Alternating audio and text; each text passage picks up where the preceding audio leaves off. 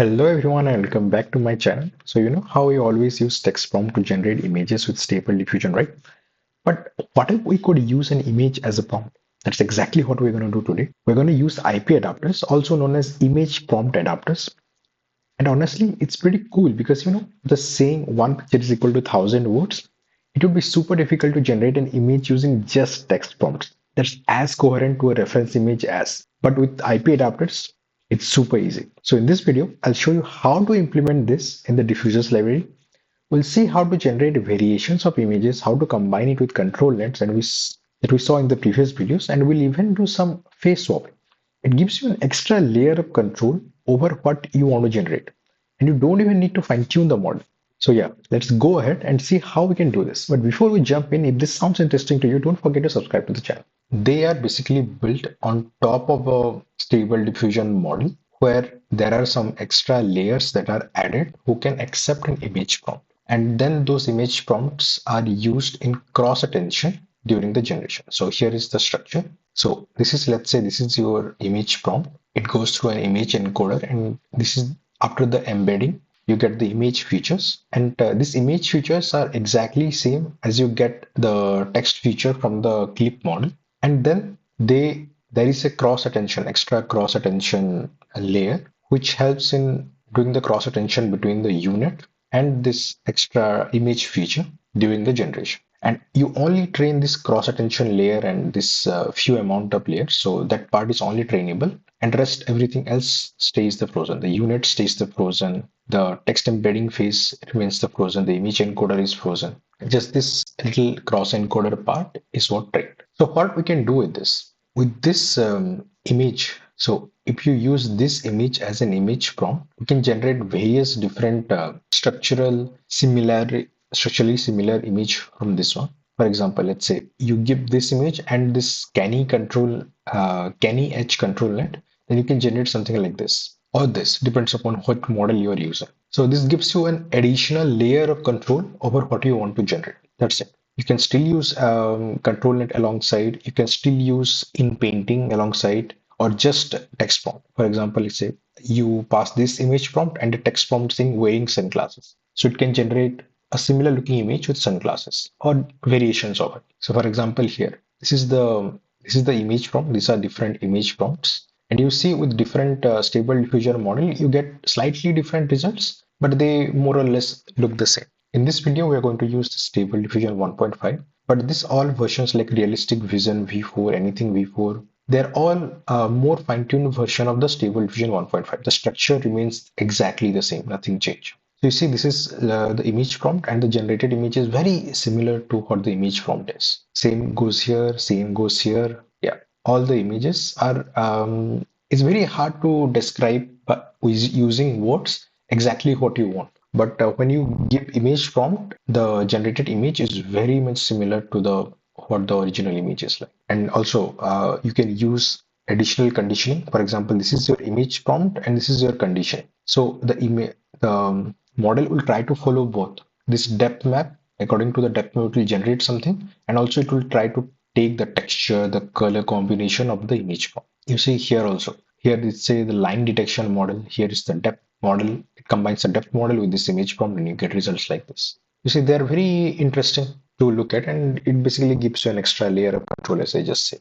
And then let's go ahead and see how we can implement this in Diffusers library. So first we'll import some necessary libraries like NumPy, which we have been doing throughout this series, and some scheduler. It is recommended to use DIM scheduler for this case because the library suggests so. Nothing special. You can also use this one also. It gives not gives quite similar results in my opinion. Now we'll just import the stable diffusion model as it is, no changes. Now using this load IP adapter method, which is already comes along with the pipeline class, you can pass in this the repository from where you want to download and the subfolder models and to which model you want to use. This is the repository in the Hugging Face. If you go to files and version and models, you'll see there are different versions of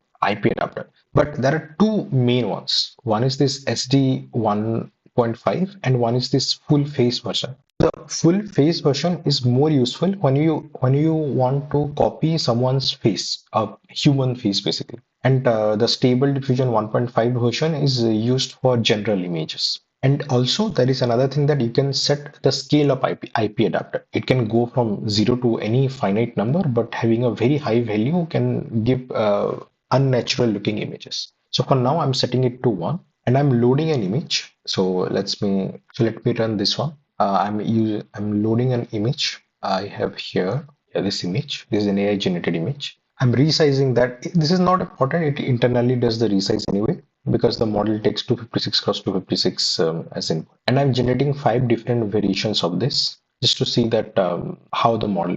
And I'm giving no prompt, just the image prompt itself. So see, this is the image prompt, and using this image prompt, we get 5 different variations which look pretty similar. It would be very difficult to generate an image like this using just text prompt, which would be that coherent to the reference image. So that's why it comes very handy when you want to follow a given semantics of an image. Now we can see that what is the effect of different IP adapter scale. Before here we put IP adapter scale equal to 1. But now let's see in a range, how does it affect the generation quality? I am fixing my generator. So you also get the same result when you run it in your system. So here you see, let me zoom in. So when the scale value, the IP adapter scale value is very less, you get something absolutely blurry. But as you keep on increasing, let's say somewhere here or somewhere here, it gets very similar to the prompt. So yeah, there you go, the effect of IP adapter scale in the generation. For now, it seems that the more it is around here, I think it gets the best match. I think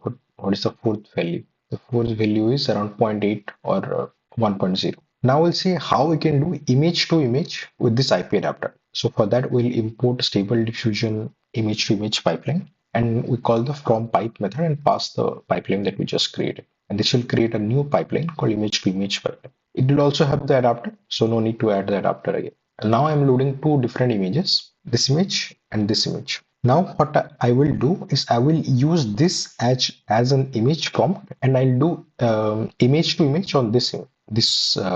If you do not know how image to image works, I have explained that in detail in this video. I set my IP adapter scale. I resize the image. So this one is the image, the IP adapter prompt, the river one, this one. And this one is the image to image, I'm passing it. So I'm passing a strength of 0.6. That means I'm corrupting this image until, let's say, 60% of the noise. And from there, I'm starting denoise. Still, I don't put any prompt. And let's see what it gives us. I'm doing for 5 different random generations. So you see seed. The only thing changing is seed. So what kind of result will you? If you do not understand what strength is, let me just give you a brief summary. So whenever we do generation, Stable Diffusion based image generation, we start from a random noise and we keep on reducing the noise little by little until we find a natural looking image. And that goes for a certain number of steps. Let's say there are 100 steps. But in image to image pipeline, instead of starting from random noise, we start from somewhere in the middle.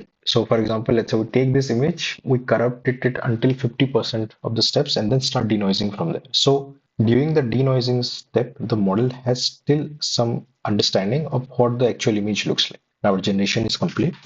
And here we see 5 different variations and they all look very semantically coherent to the image prompt that we have given. So it's our image prompt, mind you, and it still maintain the structure of this image that we started to do image to image in paint, image to image diffusion with. So yeah, it's pretty cool to do. Another thing we can do is we can see the variation of strength, that what happens at different strength level during the denoising. Here we did denoising until 0.6, but for different values of denoising strength. So here you see with very less denoising strength, nothing much changes. But as we increase the denoising strength, we lose the structure of the original image and we start getting more of the features from the image form. Now we can do in painting as well. For the in painting, we'll import the Stable Diffusion in paint pipeline and we'll again call it from the pipeline, which is called face IP adapter, 8.3 face IP adapter. So here I'll show you exactly how to use that. Let me first hit the libraries. Now I'm importing the models, loading the IP adapter, and yes, I'm using my face in this case. I think for this one, took a photo of myself, and I'm using that. I set the IP adapter scale to be 0.4. Here's the image loaded. And what I am doing is I'm generating 5 random variations of it, but I'm using a prompt right now. Before, mind you, I didn't use any prompt. A photo of a chef wearing an apron cooking in a French restaurant. I added some negative prompt as well. And now let me run it. So basically, I would like to generate variations of this pipeline, the generated image, where IP adapter is my face and given this prompt. So you see, yeah, they don't look half bad. This one pretty much corresponds to my face. Yeah. Now we can see what happens when we apply different scale of IP adapter. You know, what could be the best IP adapter scale for your use case. When the IP adapter value is very less, the face doesn't look anything like me. Here it starts kind of looking, here it's more coherent. Yeah, and here it start kind of getting distorted. Here it start kind of like the head start looking way bigger than the body itself. But you see, I think somewhere in the middle, this one, they kind of look very coherent to my face. So this is a way to add, your image in a different context without fine tuning the model. Fine tuning is one way to go, and we'll look into it in the next video. I have already prepared the content for this in this part 9 LoRa fine tuning.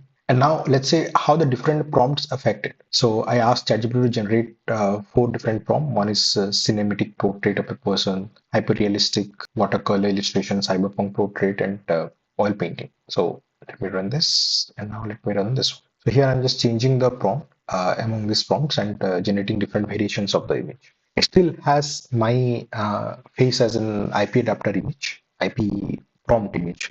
And yeah, this. So you see different my face having different scenarios, oil painting, cyberpunk, whatnot. And finally, we'll see how we can combine the IP adapter with ControlNet.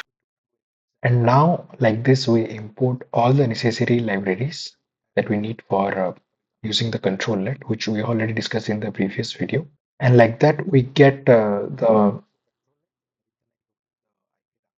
we load the IP adapter and finally do pass it through the pipeline to get the different image variations. So you see, with this image prompt, we get amazing looking image variations of that Vermeer image. They all look to have kind of like, rocky texture made out of rock and everything. Yeah, of course, you can also use multi-control net in the same manner that we use a single control net. If you don't know how to use multi-control net, I have explained this in my previous video. Please check that out. Yeah, so that was all about this video. However, even as cool as it is, it still has limitations. It You still cannot get as accurate picture as if you do the fine tuning of the model. Fine tuning is still the holy grail of personalization when it comes to diffusion model. And in the upcoming videos, we'll deep dive into how this fine tuning works, and we'll try to fine tune the diffusion. If that sounds very interesting for you, then don't forget to subscribe to the channel, and I'll see you in the next video. Till then, stay curious.